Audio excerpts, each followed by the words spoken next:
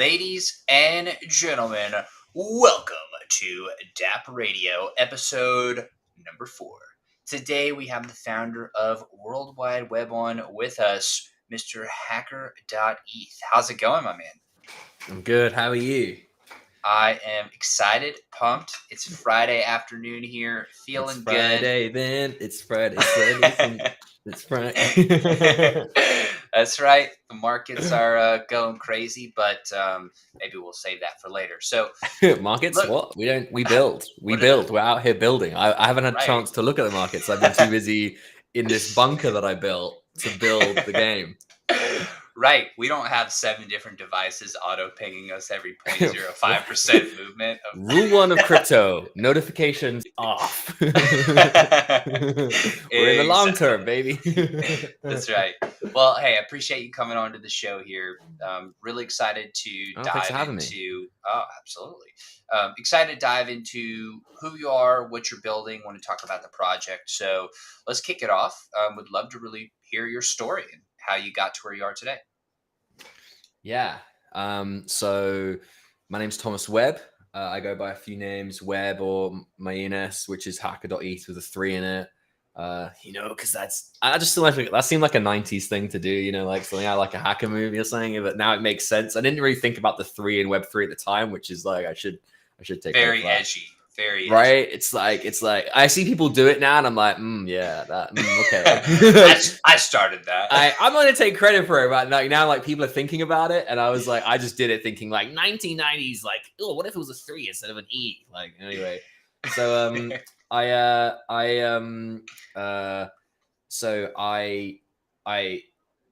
2 years ago I started making an MMORPG, an HTML5 like browser-based game for an art exhibition. Just a game that would run inside the browser and allow you to play the game through Instagram browser. So you could log in with Instagram, and then you could enter in your Instagram username, and it would scrape all of the Instagram data live and like put your follower account and your like Instagram username over your avatar. So people would play in this like Instagram game, and they could see like, if they could see like you get a tick if you're verified. I was really fascinated with that port like identity in Web2 into like gaming spaces. I didn't think it was something that was really other than your gamer tag. How do you tie the two? So I made that. That got nominated for a Webby, and people played it. It was like 5 hours long, and I programmed that myself, and then over the span of like 8 months, the scene evolved, and that brought us to like January, February. We had the NFT craze that we had, and at that time, I'd been trying to like rewrite this game engine I built and make something like it's like I really wanted something like it's just like a really cool MMORPG that was about like current political, like socioeconomic thing, like just all these ideas I had of fun games. And then I decided, okay, I should make this game like NFT. I thought about it originally, but I remember saying to the collaborators, like, oh, all these like things in the game should be NFTs. Like people should be able to collect those NFTs. And they were like, NF what? Like no one knew what it was at the time. And unfortunately, I wasn't in a scene where like I knew loads of crypto people. I hardly knew any crypto people, to be honest, or NFT like people, which is kind of strange. I guess I kind of missed the initial wave of it, I'll be honest to say. So very interested though about the digital ownership. Made this game and then kind of sat on it, for a bit and just mulled over like, what to do with it. And then when the NFT thing happened, kind of before Bored Apes, around about when CryptoPunks started moving, I was like, oh my God, like these should be avatars, right? Like NFTs are like avatars or like items or like this is just like, this is so cool. This is so cool. It's like eBay, but with gaming and MMOs. So I started building immediately.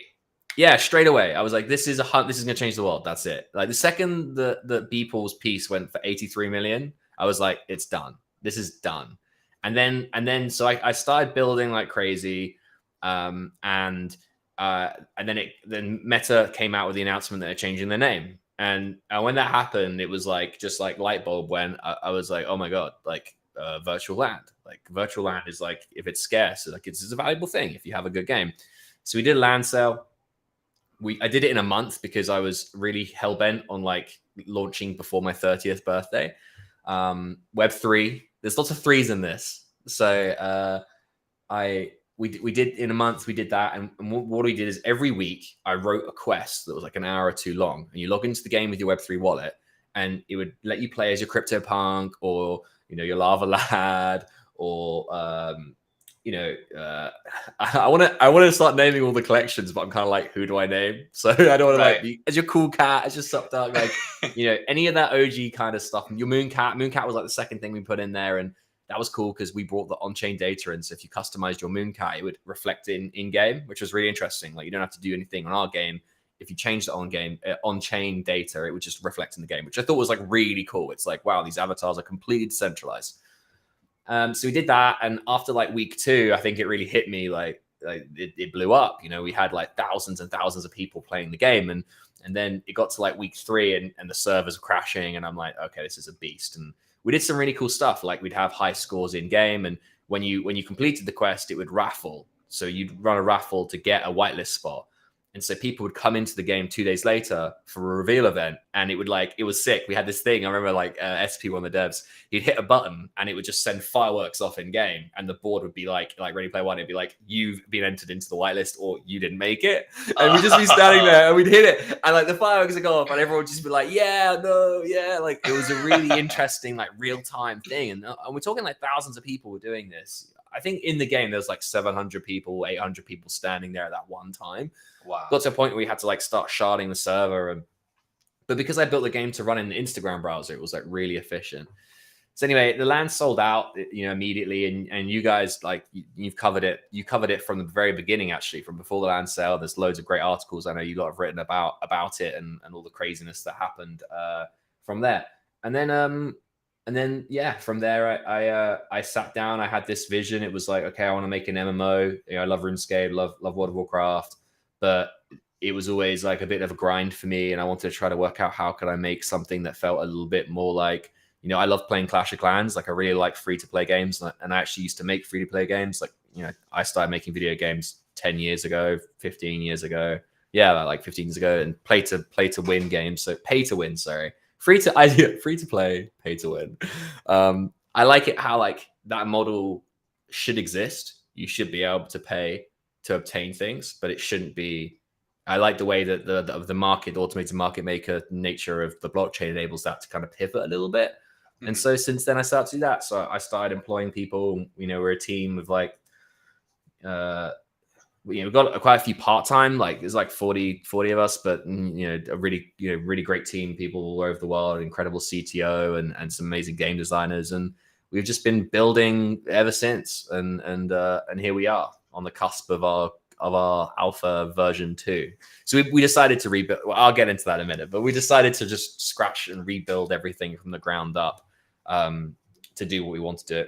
And it's been fun. It's been a fun ride, building stuff in the market is crazy because everything's changing every 10 seconds. And so you're kind of like trying to predict where you think things should go and hope that everyone else does the same thing. So yeah, that's the story in a short 14 minutes.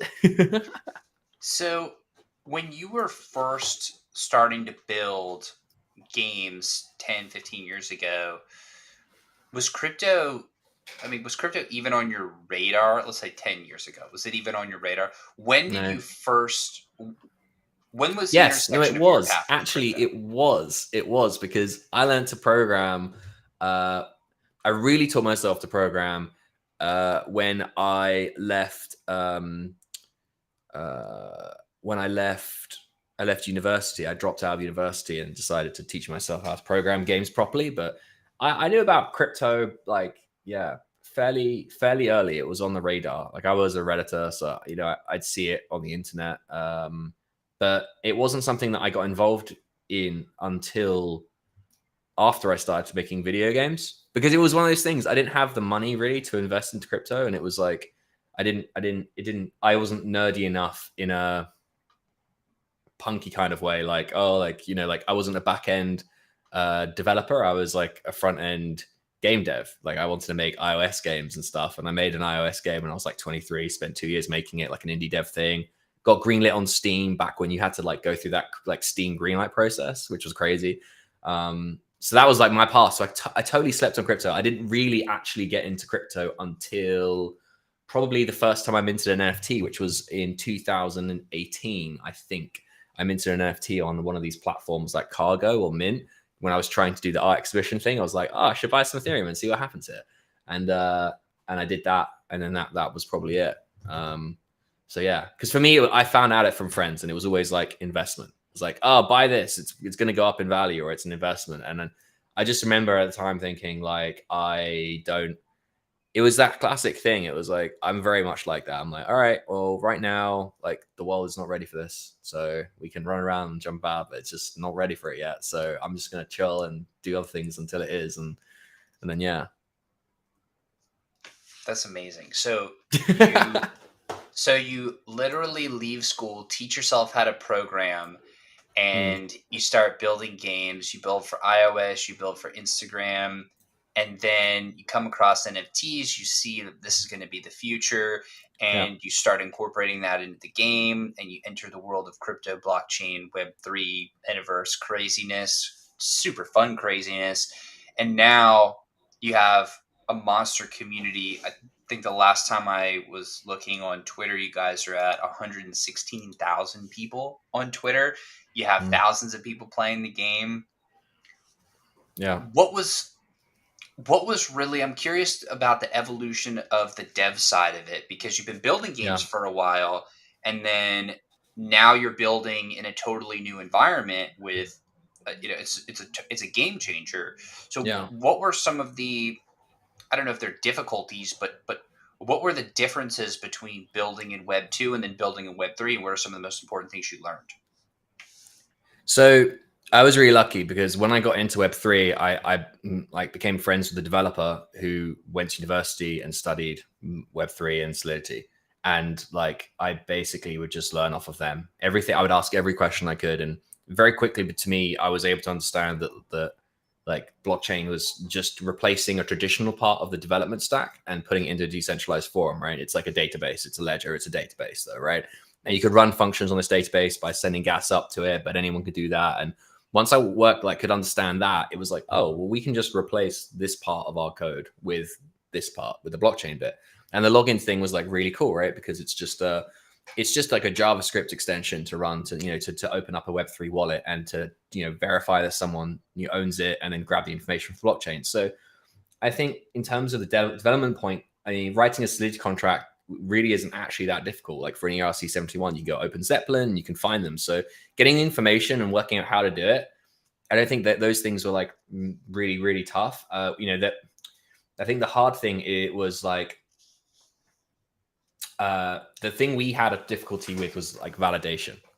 So we're making a video game that runs on the browser, and we want to be able to prove that the player is doing what they're doing in game and not faking it, because we're about to give them an NFT that has value. And if they work out how to hack the game, they can print money. So like, because we're web-based, that's the biggest problem we've had to solve. And I think a lot of games that run on iOS, they're sandbox, they can kind of get away with that. And like games you download, it's a lot like harder to hack it.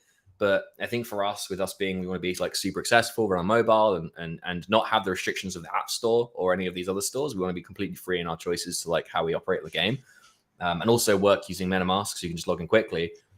We had to like rebuild the game and do it in a way where it's like, okay, we have to make sure that people can't just fake this, and they can't just hack it, and they can't just jump to level 10. Like it has to be super, super secure, which I think in the space of like what has been 4 or 5 months, we've rebuilt the whole thing with that in mind. As I said, I got a brilliant CTO, used to make satellites. Like, that was the biggest difficulty.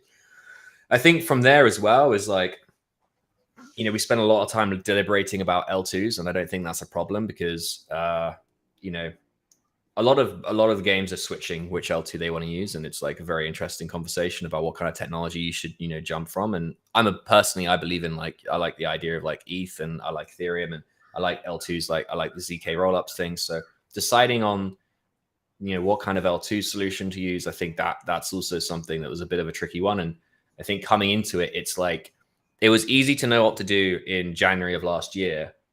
It got really, really hard to know what to do come January of this year, because everyone is making something, everyone has got $100 million to make it, and you're like, right, which one do I pick? But I think for us, and the lesson from that was that like, what is our goal? And our goal is We want a user to come to the game, to click log in, and to play it, and that to be all the user interaction required to play the game. And from that moment onwards, they can earn NFTs without having to spend any money, and then they can sell them without having to do any, like, it just wants to be seamless. So I think we went out and don't get me wrong, there's some solutions out there. It's like you can do some crazy stuff. You can do some crazy cool DeFi stuff, but I think we had to take, swallow the pill and be like, well, we're not a DeFi liquidity protocol staking yield earning mechanism. That's not what we're going to do. We make games, and our mission is to make fun, play first games where users own the items, own the avatars, own their achievements, and have the ability to trade them and sell them with each other and create a player generated economy and create their own items and create, that's our mission, right? Like, so I think that was probably the biggest lesson was, like, just try to solve your problems and don't try to do what everyone else is doing, because it's really hard. Like, it's so hard, like Avalanche with the subnet thing. I mean, that shit's so cool. That's so cool. Like, I'm like, we want to do that. I'm like, oh, wow, like our token could be the gas for the network. It's like, that's so cool. But how much complexity are we now going to divert away from what we're trying to do and achieve? And also, what's the UI UX flow with everyone else on Ethereum when we want to go and run that chain? Are we now just isolated? We pride ourselves as being an interoperable game where people can play as an avatar in our game, or they can attach an NFT avatar of their own and play as their online identity. And that's a core part of our game. Everything you do in our game, you can always be your profile picture from Twitter. So, I think that's the trade-off. Making the decision is probably the hard thing. Sticking to the vision, I think, is the answer to that question, in short. I think what you're highlighting here could be one of the most important and underrated superpowers of really, really strong builders, which is focusing on the one big thing.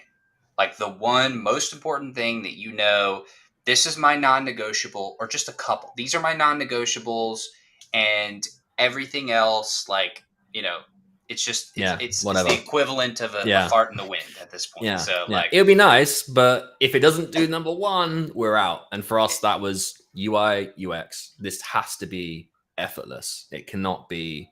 And so you just get out there with your wallet, you buy you buy some coins, you buy a few different coins, you connect to a few different nets, and you just try them out, and you go, was that fun, or do I feel confused? And if you feel confused, you failed. Like, so, but it's fun. It's super fun. It's what matters, because I think that's the beauty. Like, I think what I'm sure you'll agree with me, right? Like, if you're in Web3, you're pretty tech literate, right? You have some pretty, the risks are high for you to lose everything. So you're pretty confident in your tech literacy, right? And even still, people still, like, we still mess up. So I think, like, taking into consideration, right, well, if our mission is to try to bring traditional gamers into this space, like, are all traditional gamers maybe necessarily tech literate?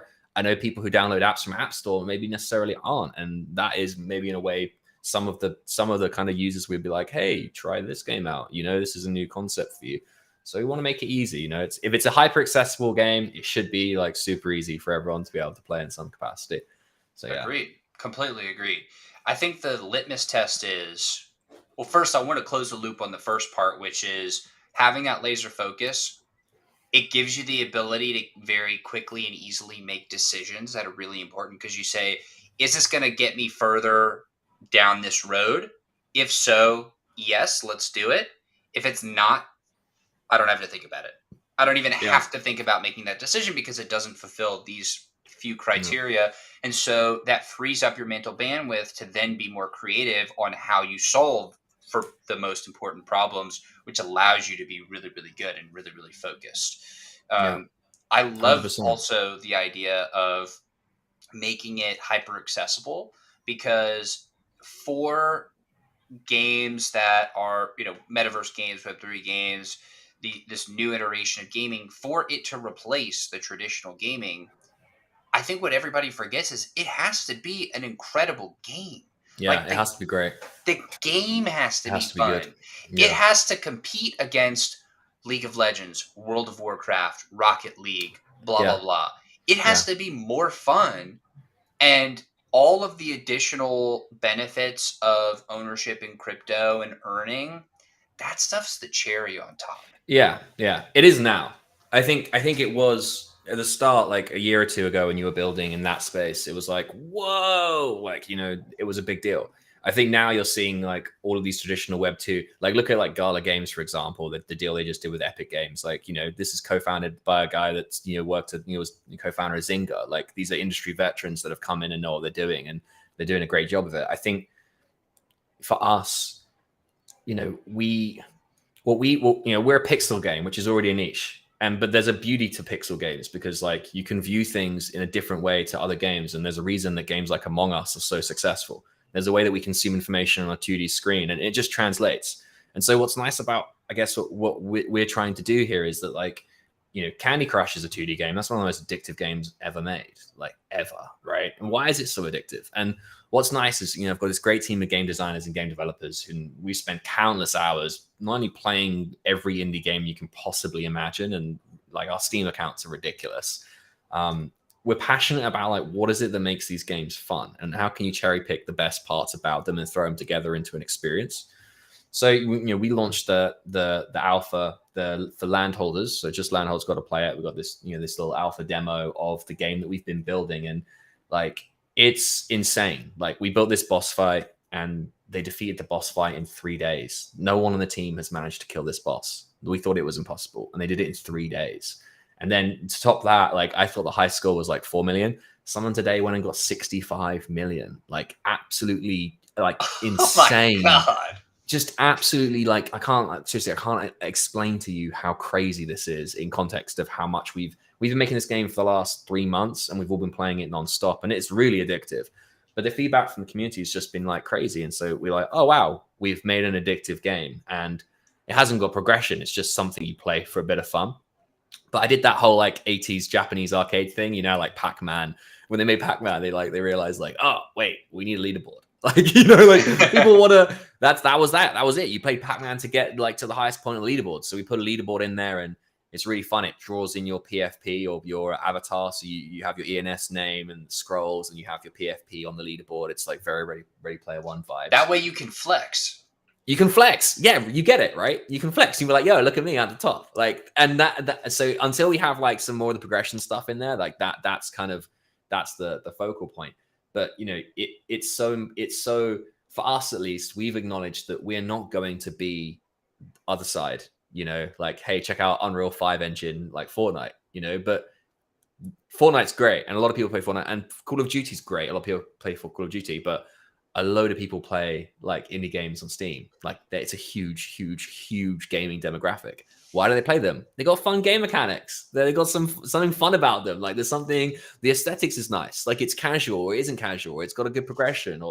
And so I think what's nice with this is that we've been able to focus very heavily on, like you said, doing that one thing that we think is not a compromise. And for us, that was, how do we make this game free to play for everyone? And how do we still, while doing that, reward landholders for being landholders? And so I think, like, you know, real estate games, it's like, what are they all doing? And I think it's really fascinating when you stand back and you watch them. You're like, so what's the plan, guys? And I keep seeing it. I'm just like, what are you going to do? Like, because we're all trying to answer that question. And I think what's fun is that, you know, we're really confident in our approach of how it should work. You know, I think it's a really interesting idea. And what's nice about 2D is that we have this like very flat plane to make that happen. It's like, all right, how does this work? It's like, well, the information's super accessible and easy to read. It's not like a 3D world you have to navigate, and you're like, oh, what's happening? Like, we can be very, and that's been exciting. So, you know, I think pick your battles, and we've picked our niche. We're sticking with our niche. We love it. We love pixel art games. We love 2D games. We love the whole genre. Like, and we see it as like our superpower. So yeah, like, you know, very excited to see what the other games do, and like, you know, especially with the whole thing of like token gated.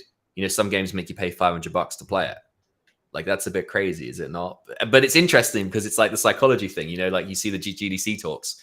Like, people play games, when they buy a game, they refuse. Psychologically, some players will, like, they refuse that the game can be bad because they've parted ways with their money to play it. And so they won't put the game down, and they'll play the game. And then after an hour, maybe they're like, oh, now I'm in the story. Whereas like a free-to-play game is like, oh, dopamine, like instant rewards, bam, bam, bam, because I like, need to hook you in. And so it's interesting to build a game where I guess the market is doing one thing, like, spend thousands of dollars to come play my game, and everyone's like, oh, this is so sick, man, like, what are we doing? Oh, and we're just running around circles right now, man, but it's gonna be sick, bro.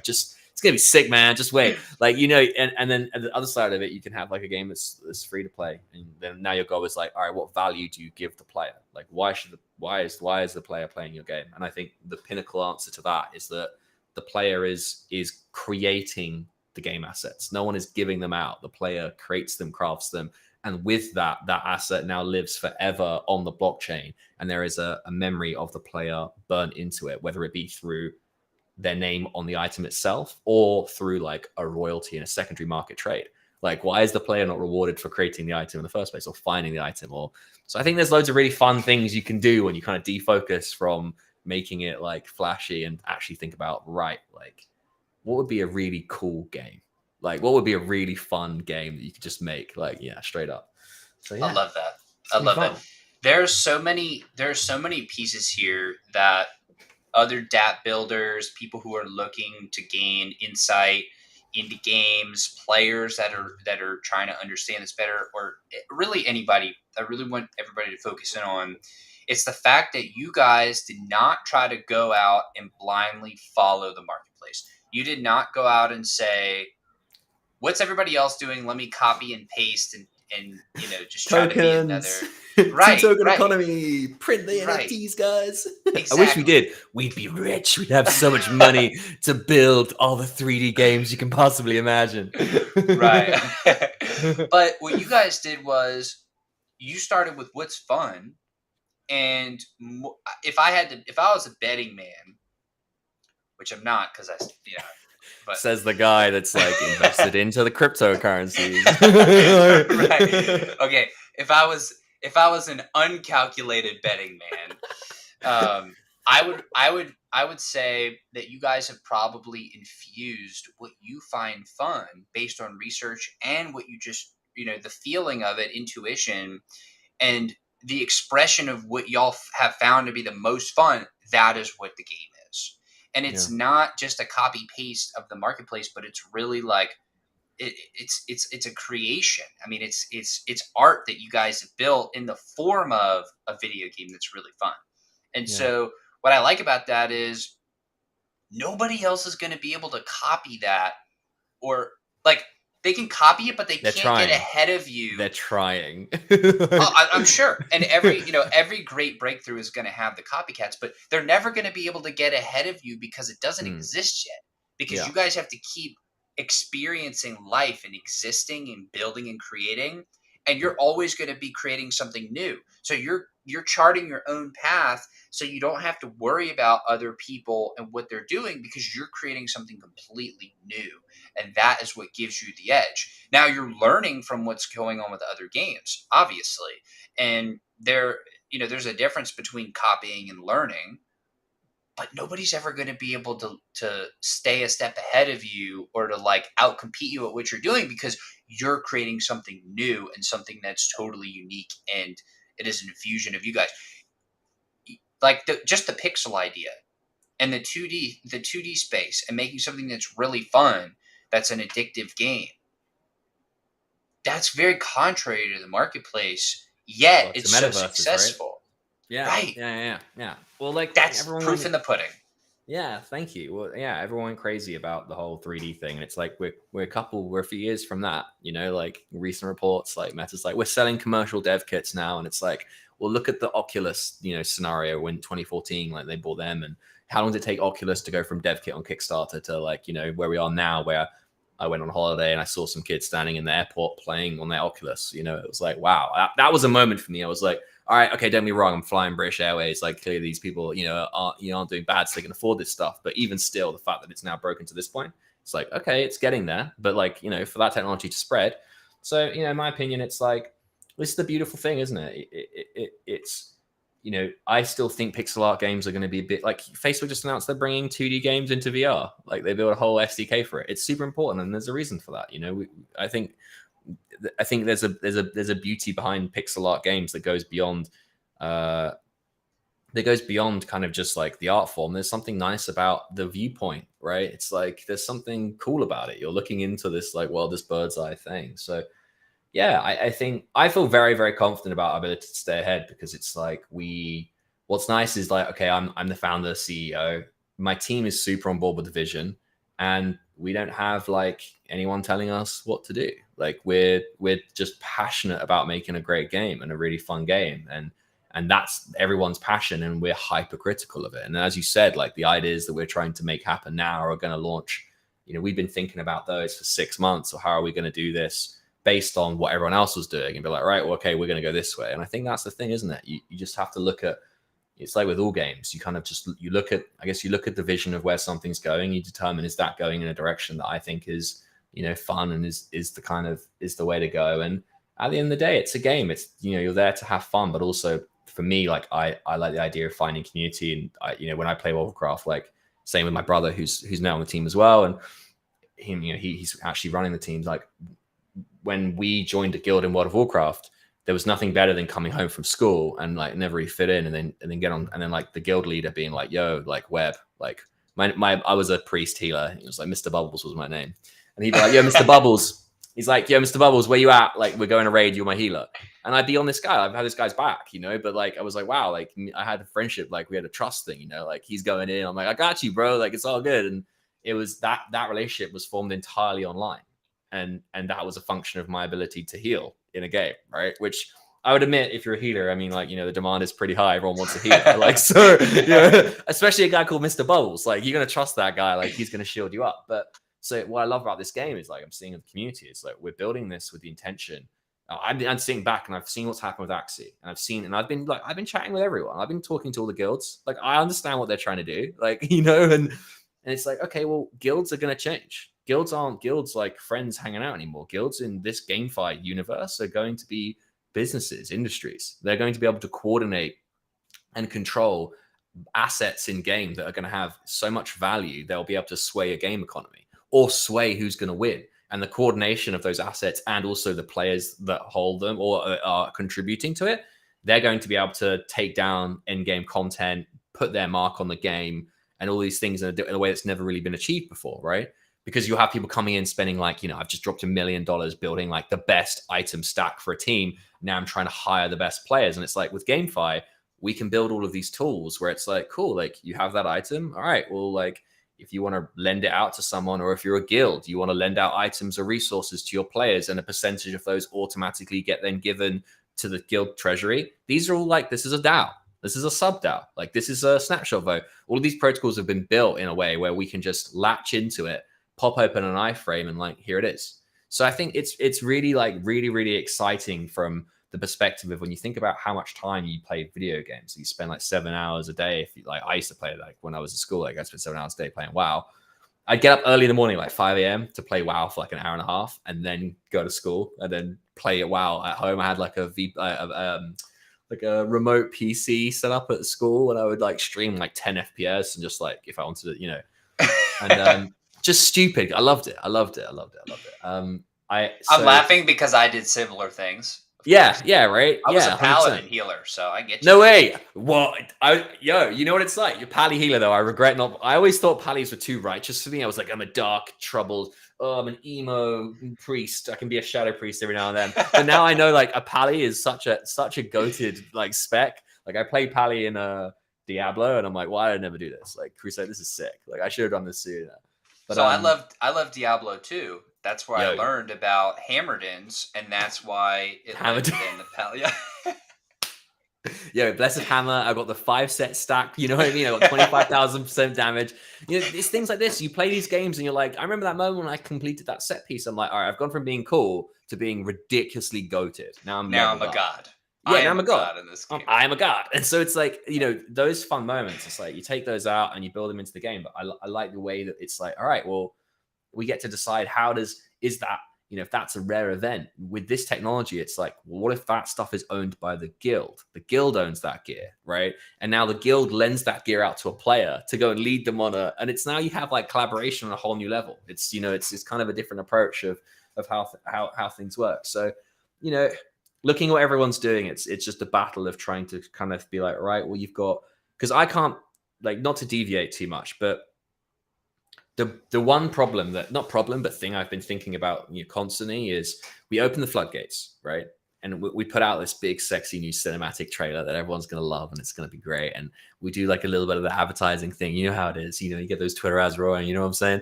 And so we do this whole thing and it's like, all right, the game's addictive. And, the reason to play it is really fun because what we've done is that, like, the boss fights, right? When you kill a boss, you don't just get the boss like loot. The boss is actually, in this launch, is a cyberkong, and we fractionalized it. So when you kill the boss, because it's on an L2, you just get given a fraction of the boss, and then you get to use that boss as an avatar. And then if you collect enough fractions, you could then collectively run a vote and sell the initial asset. So it's like the boss is like actually an NFT from a different collection, which is just like super fun. Like, I think it's just crazy. Yeah, it's great fun. Like, it's sick because, like, now we have all these collections being like, yo, can we have a boss fight with our thing? And we get a big, sexy. The Kongs gave us like a crazy expensive Kong, to just slap in there. So I thought that was like a really fun idea. I've been really excited about kind of putting out and building. But this goes into the security thing. It's like, all right, cool. We have to have a really good system so that when you beat that boss, it's super clean. You can't just, spam it and get all the factions. Because we'll be sitting there, if it's gasless and trustless, we'll be sitting there being like, oh God, like someone just took the entire thing. We've been hacked. Like, it's game over. So it's like super important we have all of these procedures in place. Like, you can only defeat the boss once a week, right? So it's like, if someone could hack it, we can identify the problem before the problem becomes a problem. It's just like all of these little considerations. And then what if there's a guild that's running the raid to go do the boss fight, and then when they kill it, how do they distribute the resources amongst the different players? And what if there are guild rules that are supposed to supersede based on how the party is formed? Like, there's a lot of stuff. There's a lot of stuff to work it's out. complexity. Yeah, 100%. A lot of complexity. So I've lost my train of thought now because I got so excited about the boss. But what was I talking about before I talked about the boss? I was talking about you were thinking about this is something you've really been thinking about a lot lately. Yes, the floodgates. Thank you so much. Yeah. So when we open the floodgates, how many players are going to jump in the game to go and get that Kong? And also, how many players are just going to jump in and play because they can earn resources and create items? And so it's like, we have this, like, and so when that happens, it's like, well, how do you balance that? And you can spend more time in the world trying to balance the economy, but they're hyperinflationary, right? So it's like, that's something we've been trying to work out because we have this super addictive game, and judging by how the landholders have been playing it, like, it's crazy addictive and it's crazy fun. And so, we've been really working hard at, like, how do we make sure that we build this fun game world, but, like, if you just, you know what I mean? It doesn't feel like you're just endlessly printing money and printing NFTs and it's completely hyperinflationary and everything just goes down in value. It's like, so you have to build these, like, interesting crafting trees, tech trees, gated environments, burn mechanisms, sinks, so on and so forth. But I haven't got any more alpha regarding, like, landholder stuff, but we have this really cool, we've got a great idea of how, action plan of how we're going to make that work. But it's a cool thing. It's an exciting kind of growing world. But that's what I'm most nervous about, because like you said, like, what happens when one of the big guilds comes along and goes, cool, we just chucked like 50,000 players in the game and they are just playing like flat out. So it's like, okay, cool. We have to build in mechanisms that prevent that from destroying the game economy or being, hyperinflationary, which I think is really fun. It's really the exciting. biggest problem. It's the biggest problem that the space is facing right now. And I think you put a really good, you gave it a really good explanation, because when you have a lot of people playing and the whole idea is to play and earn, well, that has to come from somewhere. Where does it come from? And if it's just being added and there's nothing being taken away, there's no cost to it, then you're essentially printing money, and we all know how that happens. It's RuneScape. It's RuneScape. And we know the logical conclusion of that at the end. It is certain death. And so, yeah, that is the big problem right now of our age, because, you think about something like a Ready Player One, which hopefully everybody's at least seen the movie. Hopefully. But when you think about what goes on in that economy, the reason why that works is because the in-game currency has tremendous value, and the value is driven from its ability to be spent on other things within the game and outside of the game. And outside. Yeah. And outside. And it's so a cryptocurrency. Exactly. But it's it's something that has true value and that has real, like, there's consumption demand. Yeah. I'm not sure if that's the right term, but like there's a reason to spend it, and it's still valuable to hold it at the same time. It's like you make money so that you can spend it on things that you need to live and to do other things, or invest in and make more money. But like there has to be a good enough reason to spend it, but it also has to be valuable enough to where you want to make it and you want to hold it and you want to, accumulate more of it. So it's a very complex problem. Yeah. And I think if y'all are able to solve that, then I mean, you gravity. Solve gravity. Go for it, Webb. You got this. Yeah. I mean, I think you can do it. There's got to be a 3 involved. I believe in us. There's going to be a 3. Gravity. We can make this work. Grab a 3? No, grab a 3. What's happening? It's no, but you're so right. You've hit it on the head. And it's fascinating. You think of Ready Player One. It's like, okay, where was the value of the company? And it was like cash inflows, right? Like people bringing money into the game ecosystem to buy things to then try to be good enough to defeat in order to obtain the company so they could decide the future. But the future of what? It was like the future of everything, because everyone was playing the game because they loved it. It was fun. So I think for us, it's like, all right, create a fun game. People want to play a fun game. It's great. And then we have this kind of really beautiful kind of concept, which is like the misty distance, which is like, okay, like, the community have more. How do you give the community power? How do you give the community control to make big decisions in the game? How do you kind of, once you set the whole thing up, what happens then? And at the end of the day, I think that's like RuneScape, where you had the voting, suggestions box. That's powerful. That's super powerful, right? And we've seen it with DAOs. Like it's a very powerful thing. So for now, I'm just like, all right, we'll just put some nice NFTs up. You can like get a nice NFT and that's, I think that's a cool thing, and people can vote to sell it. And it's like, all right, that's pretty sweet. But it's building the mechanism where it's like, all right, where is the line where it's like, it requires a certain amount of skill or dedication and also opportunity costs. Like, you're going to spend your time doing this game, or you're going to spend time doing fishing or mining or some of the other things. Because what's beautiful about World Wide Web, right, is that we don't have blacksmiths. We don't have vendors. Like, we don't do that. Instead, every landholder plays the role of a blacksmith or a potions master. And so if a player comes in the game and wants to buff up or create new gear or something, they have to speak and find a landholder, go into their apartment, and then use their utilities. And as such, then the crafter, the owner, the landholder, then gets royalties on the secondary market of the crafted item, or they get a revenue share from the resources themselves. And so it's like we're basically doing this with this line of like, where is the skill cap? Like, how do you balance the skill cap? And I think what's fun is we launch this public alpha of this current game build where we'll have, you play the game, you earn resources, you craft NFTs, you go try and kill the boss, you can do some other little things on the side, and we open up the environment so guilds can come in and people go in their apartments and all of this stuff. And we kind of just go, right, let's look at all the analytics and see how this works and how this is doing. And we've done our best. You'll be working in the team of machinations to basically balance the economy. And we had one of the guys who did a lot of work with the Kaiju King's play to earn system, which I thought was very, very nicely, very neatly done. And some engineers and math geeks at like, how long, how much time, how does it all work? And then I think we just sit back and observe. And I think no one really knows yet, what that will do. We can only kind of, guess.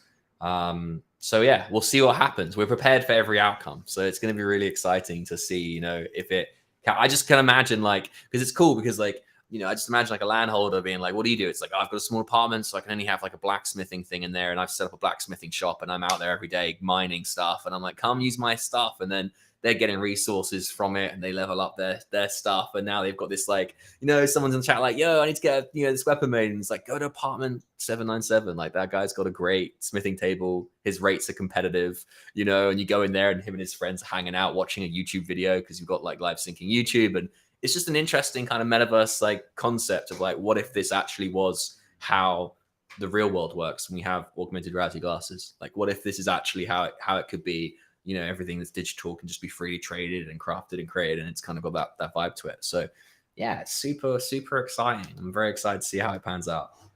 That is exciting. I am as well. And I can't wait to see, because there's building it, and there's theory crafting, and then there's shipping it and seeing it out in the wild when people come in, and they're going to find every nook and cranny to explore, to figure out, to try to beat, they're going to try to game it. They're going to try to exploit it. Everything is going to happen all at once. And it's going to be so fun to see what happens and to observe all of these awesome people playing this awesome game that you've created.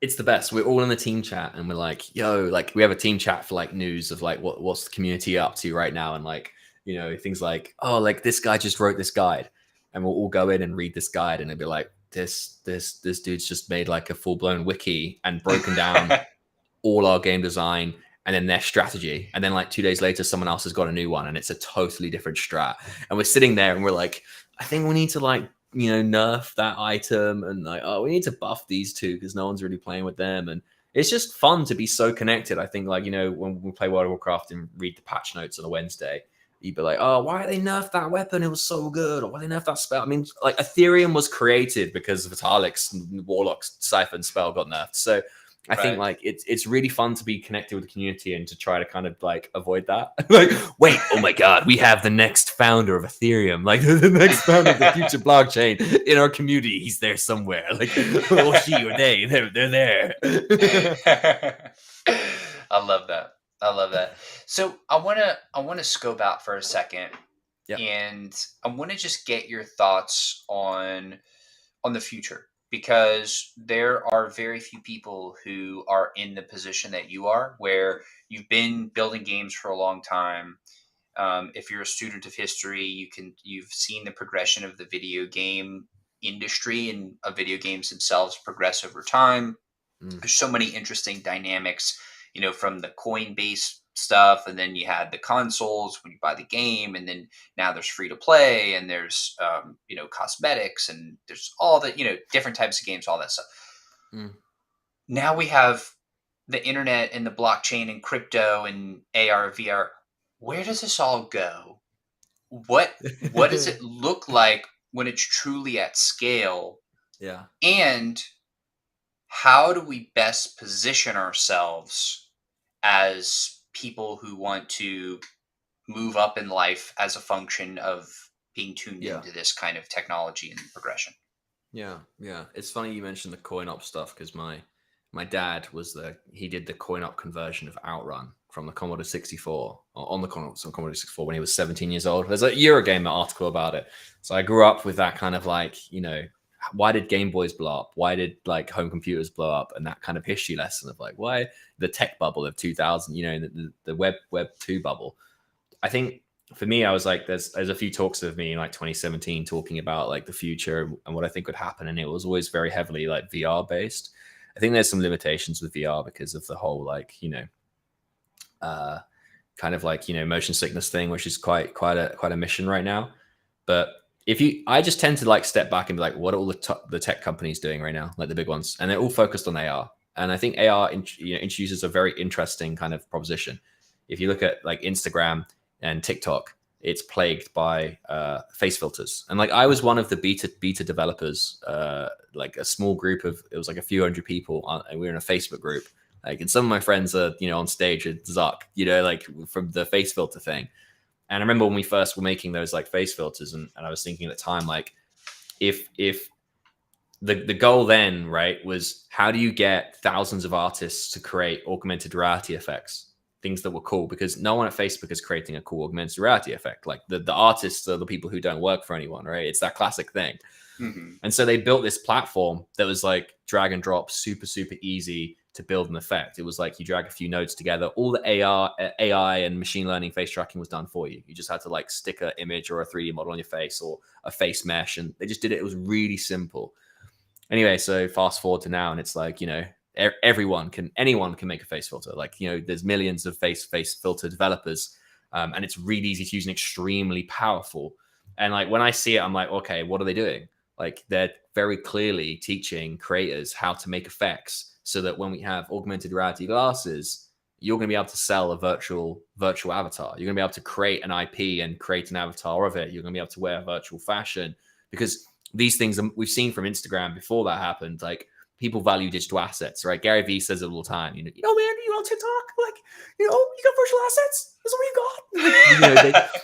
They love, people love virtual assets. They love the verified badge, the follower account, PFPs. It's our online identity is our identity, and it's people like to flex, and it's like wearing a Louis V belt in some capacities, or driving a Lambo or something, right? So it's like, I think one of the fascinating things with the AR thing is that, okay, Facebook have done it from like 2000 and like whatever. They've known, like Mark's job is he's wanted to do that, and he's built a community and trained everyone how to make the assets to exist in that. And if you look at what's happening now, it's like Oculus, these other tools. It's kind of like what Decentraland are doing. How do you build an app like Roblox? How do you build an app that makes it easy for people to develop experiences on your platform? And it's that creator economy. So taking a step back, where I think the future is headed, I really think it's going to be like, we're never going to get rid of gamification, right? Like of 2D games. But here's the interesting thing, right? If we have AR, like if VR still presents a problem with motion sickness, which, the omnidirectional thing from Ready Player One, I think that whole kind of thing is, think about the cost of getting that, right? For everyday users. Like that's a lot. But a pair of glasses, you can get that cost down, especially after like generation 4 or 5 of the hardware. It's like the Apple iPhone, right? An iPhone 6 now isn't very expensive compared to what an iPhone 12 might be now, right? So it makes its way, secondhand technology makes its way, down the value chain, so to speak, where people it's more affordable. So with AR glasses, it's like, okay, what if I'm not looking at computer screens anymore? I'm just looking at a 2D like projection of a screen, and I'm playing a 2D game. Right? Like it's like, because I'm not going to be playing like a 3D game like in my living room, right? With AR, right. Like maybe I will, and we're going to see a big birth of like AR gaming. We'll play AR chess. It'll be a thing, because it's going to be really good. Like if you look at Magic Leap a few years ago, it was pretty damn cool. Or HoloLens. Just imagine if that technology advances. So, looking out, I really think we're going to start seeing this like gamification of all of the interact, like some Black Mirror stuff. Personally, that's what I think. And I think gaming's going to be like, the future sport. People are going to play like video games instead of sport. I think that's going to be huge. At the same time, there's a part of me that kind of like can't predict, because I guess in a way you're like trying to work out like how like Gen Alpha or something, like the kids who are like 9, 10 who've spent their whole life, not with just mobile phones, but with like social media, like TikTok, and like also the ability to build things using like Instagram. Like if I was 9 years old now, like I'd be able to build some crazy stuff compared to what like my generation, the gap in technology has grown so much, right? Like when I was a kid, the difference between learning to program and make a video game was quite like small, because to learn to code was already a big enough hurdle, because you couldn't make something unless you could code. Now you have no code. Like you could download Unreal 5 and build a video. I mean, look at like, no shade, but like you could download Unreal 5 and you could just put in some assets and you got yourself a dope looking game, and people will be really impressed by it. Like really, so the barriers to entry have become very, very, so it's hard to know like what are the kids thinking now. Like in 10 years, those kids, like they grew up with this accessible technology. You can go on, I couldn't go on YouTube and learn how to code. There was no one being like, hey guys, it's Steve today. I'm gonna show you how to program Python. Like I didn't have that as a kid. You had to read a book, and that stuff was boring. So it's interesting how the gamification of like and subscribe and comment has increased the ability for people to learn. And Mark Zuckerberg did it so well with like and follow, like make a face filter, get more followers, social validation. So I think like, the future is going to be, it's happening with NFTs, right? Social validation, social assets, social credit, and that'll be a function of what society values. And that's the interesting thing, because in NFTs, we thought it was because people like the community and the PFP, but what we're seeing by the market right now is it's got everything to do with price. It's like, if the price is high, I support the social credit that this gives me. Like, and if the price is low, I don't care anymore. Like, I'm not speaking for everyone, but So could you see a world with AR NFTs? Yeah, 100%, 1,000,000%. Because that's what I thought about when you were saying that. I was like, wow, people are going to turbo flex with AR NFTs. Yeah, 100%. Like, yeah, a million. I was thinking that like 2 years ago. I was like, this is it. This is going to be, that's what the real use is. Because like now when I put my glasses on and I'm like, you know, going on a date with my girlfriend, I'm like, hey babe, can you like wear that avatar filter? I don't know. Like, is that cool? And she's like, yeah. And I'm like, cool, ping. And it's like avatar, like verified, flexi. And maybe like the technology doesn't let you use an unverified, you know, AI NFT because they get the choice, right? They're the platform or the hardware. And that's the interesting thing. You look at the iOS App Store, you can't just put any app on the App Store. It has to be approved, right? But you can make any game and send it to someone. That's okay. But the App Store is gated. And you think of like Instagram and the technology, look at Oculus Store, it's gated. You can't just release a game on that Oculus Store. So it'd be very interesting to see how NFTs now verify the true identity, the true ownership, the true IP value, because now a brand is happy to go and say, we'll sell this asset and you can copy paste it, but oh wait, no, you can't use it unless you are actually the owner. And so that's, I think, what the technological shift that has now enabled basically digital assets to happen. And it's crazy that it's happened. My girlfriend just texted me and said, ooh, no, I'm not wearing it. She's like, I'm the cutest already. I'm screaming. God damn it, guys. That's hilarious. Oh, it's so good. 2022, baby. This is it. Notifications everywhere. Like, it's crazy. So, yeah, I think. I'm sorry, go ahead. No. That's it. I think I just, I fucked it. I was going to surprise that on her when the AR classes come out. Babe, look what I got you. Here's these AR classes. So it seems like there's going to be just this tremendously cool collision of so many different pieces of technology. But history is going to repeat itself in that the people who build hardware are going to have a tremendous amount of control. And we're still going to have to play by their rules to some extent at the end of the day. That's probably one of the biggest pieces of alpha of the whole episode. I feel like a lot of people in crypto land, because essentially crypto is like the software that has ridiculously powerful implications for the world, but software still has to run on something. Yeah. And so that would be something I think would be a huge takeaway for people, is to like, don't forget about the hardware. Yeah. That's why I would say like, go and learn how to use like Spark AR. You know, where are the users? Like, are the users going to be, what are they going to be on Apple? Go and you like learn how to make things in Swift then. You know, it's like you want to be ready for the ecosystem. And look what happened with Epic Games and the right to repair. You look at what's happening in the US with various cases from tech companies that are suing hardware companies saying, hey, we don't have the right to make anything we want. It's not it's not like the internet. But, maybe like, don't get me wrong, the other side of the coin is, and this is where I would hope, is that like Mark has been saying, I think we can take the best parts from Microsoft's open source revolution and implement it into the metaverse. Hopefully, maybe some of this stuff will be open source and you'll be able to build whatever you want. I think, censorship is already a complicated, conversation to have. Like, you ever seen an X-rated Facebook experience? How do we do OnlyFans in the metaverse? Like, who gets to decide? Like, who's in? We had this. We had this question. We were talking about like the future of like governance of like what content's allowed to be made in the game. Who gets to decide that? Like, how do you determine who? What do you just do a DAO vote? Is that it? You leave it to the community completely? What if they do something which is like extremely offensive? Do you step in? Like, there are some serious like moral implications of building something on a decentralized network when you say everything's decentralized, because you're kind of hoping that the community does the right thing. But like, there are some crazy communities online.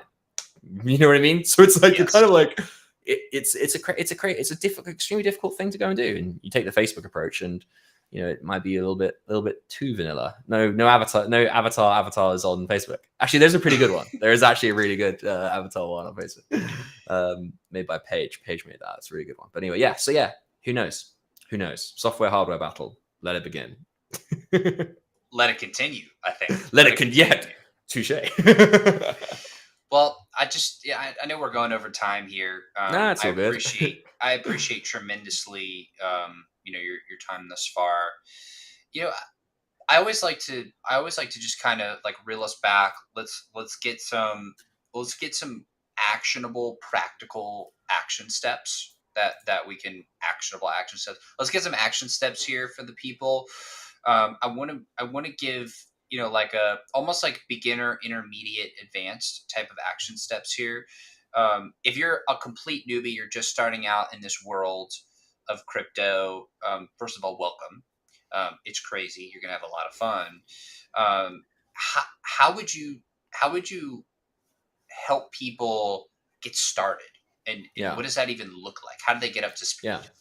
Well, for the beginner, this is what's fun about the game is like we did this very early on. We built a quest which actually onboarded you into MetaMask. So it was like, do you have a wallet? Now we can determine that automatically, but gamifying that experience is quite fun. Like how do you explain what a seed phrase is? And I'm a programmer. When someone explained to me what a seed phrase was the first time, I was like, oh, what? Like what? I don't understand. Like there's one password. I don't get it. Like what's my username? Like, wait, everyone knows what my username is? I'm confused. Like it kind of it broke the traditional rules. So, I think if I was going to onboard someone to crypto, I would say, okay, well, basically, like, what you want to do when you oh my god, how do I do this? My mind's going like, what I'm thinking of right now. I'm thinking of like, how do I explain the ledger? Like, what's the easy way of doing that? But they say if you can't explain something, you don't truly know it. So it's like, basically, that's why I asked you instead of trying to explain. Yeah, thanks for that. I appreciate it. If you want to get on the blockchain, right? Like the best way to access it is you need to create a wallet, and to create a wallet, I would personally download MetaMask, right? And when you do that, it's gonna ping up. It's gonna have a wonderful experience. They've really done a great job with that experience, and you're going to basically create your wallet. And by doing that, you're going to have to create a seed phrase. And a seed phrase is like a 18 or 24 word long password, right? Which is used to access your crypto wallet. Now, don't worry, you don't have to type it in every time. You just have to type it in once when you log into your wallet for the first time. Now, without that phrase, you'll never be able to access your funds if you forget your local password, which is like a password you can set on your computer, kind of like logging into your computer. It's a little bit easier to log into. Say you want to put your wallet or access your wallet from a different account, you're going to need that seed phrase. So people traditionally say, because of scams and stuff, write it down on a piece of paper, put it in a vault, don't put it on your computer, because if anyone gets their hands on that, that's the password to your account. And why is that so important? Well, on the blockchain, your username is public. Everyone knows what your username is, and everyone can see what's inside your account. It's stored on the blockchain, right? So your username is like a bunch of letters and characters, and so you when you interact on the blockchain, you use MetaMask, and MetaMask is basically verifying that you are the owner of this wallet that lives on the blockchain. So whenever you want to move assets out of the wallet or buy something from the wallet, because it technically lives on the blockchain, you have to verify to the blockchain you're the owner of it. And that is done using that seed phrase, and that's stored inside your wallet on your computer. So when you interact with it, it goes, I have the seed phrase, like boom, like it happens, bam, and then you go. And trust me, like you should just put some money in a MetaMask, and just interact with a few things. Spend a little bit of money, interact, get used to the process. The first process is like every time you do something, you have to sign the transaction, which is proving that you have the seed phrase, and you just click sign. It's that simple. And doing it though, interacting with MetaMask on the blockchain, especially if you have to send your friends money or buy stuff, like you can buy so much stuff on the blockchain now. The fact that you can freely send funds and pay for things, and it happens in like seconds anywhere in the world, is liberating. It's just a mind-blowing concept that like anyone, I often pay my girlfriend back crypto. It's just like cool, 2 seconds, done. And nothing's ever going to stop it. And there's something in the back of your mind that's like, nothing's going to stop this. Like this is kind of a beautiful freedom. It's like giving someone cash, except it's digital. So that would be my like beginner into crypto. If I was going to go like more advanced, I guess I would say buy yourself a ledger, which is basically hardware instead of wallet. Hardware. Sorry, yeah. Look at me, Ledger, sponsored by World Wide Web. If you buy a hardware wallet, and the difference with the hardware wallet is that now instead of writing that seed phrase, your password on a piece of paper, it gets stored inside an authenticator key, which is pretty much identical to like when you log into your bank. So every time you want to do something or sign a transaction, instead of having to click the button on MetaMask, you actually have to enter in your PIN and unlock that seed phrase from that thing there. It's always a good idea to have a backup of that, but it's a bit more secure than just having a password on your computer. people say it's like a cold wallet, as if like that's the actual wallet, but the wallet is always on the blockchain. It's just about where is that seed phrase stored, and the seed phrase never leaves that thing. It's just on that device. So it's like technically never reaches the internet or another computer or something potentially unsecure where it could be taken. So that's what you're trying to stop, someone getting that seed phrase, because it's like the password to your life. But it's quite an interesting idea that you just have, a seed phrase, and when you enter that in, it's like, cool, I know who you are. Like, it's one thing, which is quite fun. So yeah, I think it's pretty spectacular. It's something really beautiful about it. There's something really beautiful about it. You want to exchange money, you can do it instantly. You want to buy something, you can do it instantly. It's very quick. And what's so beautiful about your wallet is all your NFTs are stored in it. And so everything, especially like when it comes to like a game, if you're playing a game and you log in, your character is tied to your wallet. Everything happens through your wallet. And so that, like, where in the traditional Web2 space, you might go to one website and pay with Apple Pay. Then you have a login with your email and password. Got to create an account. Maybe this one I sign in with Google. Maybe that one uses PayPal. In Web3, you just have the one wallet or a few wallets in your MetaMask, but it's all done through the same mechanism. And there's something very exciting and fun about being able to explore the internet, not having to go through that laborious process of like, here's my username, here's my password, like this is who I am.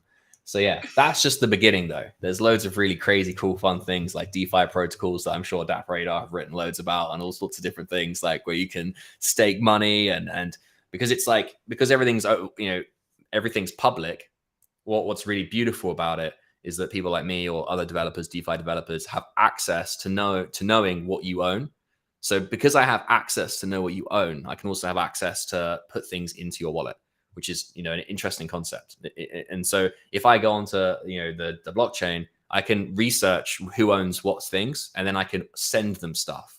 Permissionless, trustless. They don't have to tell me what their address is. I can just find them and send it to them, which is another really crazy, interesting concept, being able to freely send stuff to people, which opens the door of like, okay, well, now you can build things where you don't need to like make sure someone's in to deliver an item to them, or you don't need their address or their email. You can just send it to them based on have they interacted with my app. And so as a developer now, what we're excited about is like, cool, like if you played the game for a certain amount of time, like, do I have your wallet address? Cool. Like, here's something. Like, have you done something in the game? Have you given us something? But we can make so many decisions on what you earn and own and have access to based on your actions, which I think is really the pinnacle of what the internet is all about. And that's something that Facebook and Instagram and Twitter and all the social media networks missed, because they don't have like APIs that give you access to the data.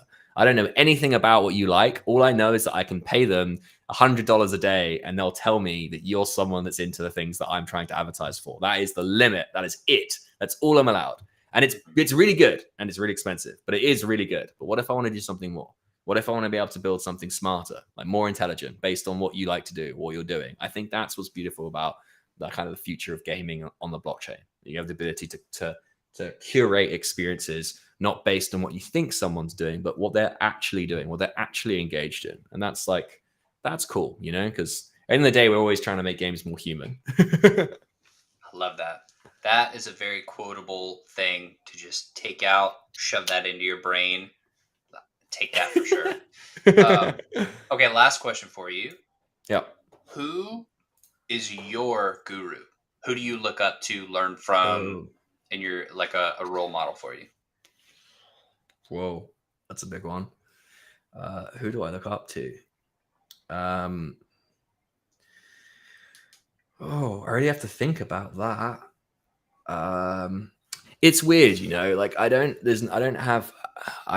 definitely do have people that I look up to, of course. Yeah. Like, I think I'm always just more kind of amazed at what people are capable of doing. Like, how do they do that? Like, or they build like so I'm always really interested about that. So like obvious ones, like, obviously Steve Jobs is the guy who was making like, video game at the beginning, right? And then boom, we've got Apple. It's like, why is that inspiration to me? Because it's like, what did Apple do differently? Stuff looked really good. in the later years, like music, nothing to do with computers, music, like these decisions I thought are really fascinating. Same with like Elon Musk, I find these stories of these like founders very, very interesting. And then I get inspired by art, and I say art as a loose term, of like what people create. So certain video games, Like I find those really inspirational. But I try not to be too inspired by any one person, if I'm being really honest. Like I don't really try to look up to individual people.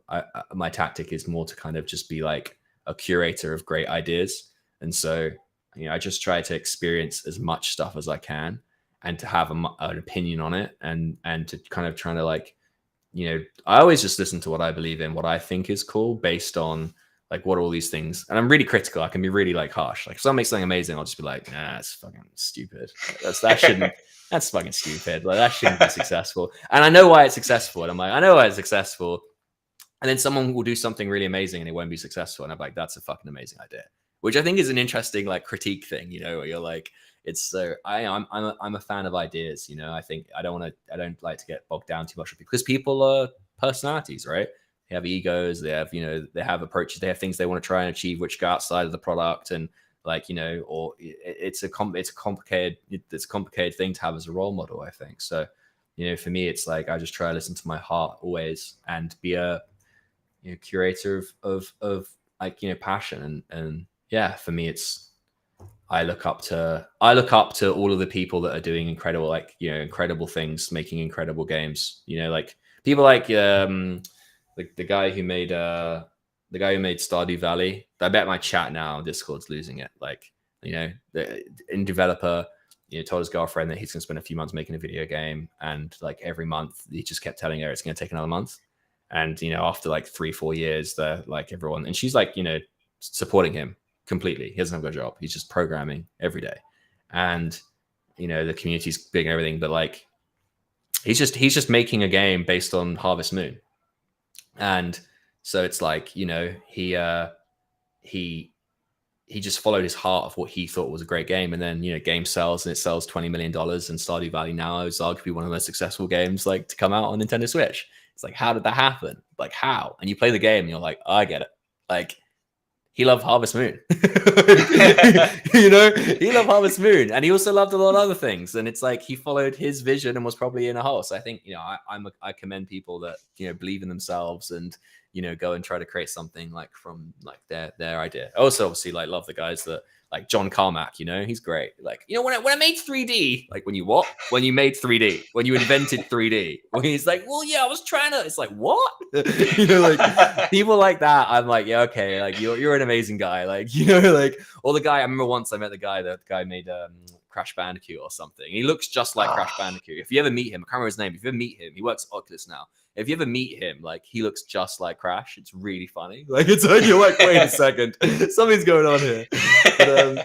But like the guy, his co-founder, the guy who programmed the game, like they ripped out a load of the PlayStation like core code in order to fit Crash Bandicoot inside the PlayStation. Like they hacked the PlayStation. It's like something like that. I'm like, that's inspirational. It's like go against the grain. Like nothing is a no. Like you can do whatever you want. Like there are no rules. I think there's a lot of people who have said that. I think it's very important. So yeah. I know that's I gave you a non-answer. I'm sorry. Wait, that's the best answer ever. You went against the grain of the question, which led to an even better answer. Oh my God. I did the very thing that I said that I was doing. Like, yeah, amazing. Break things.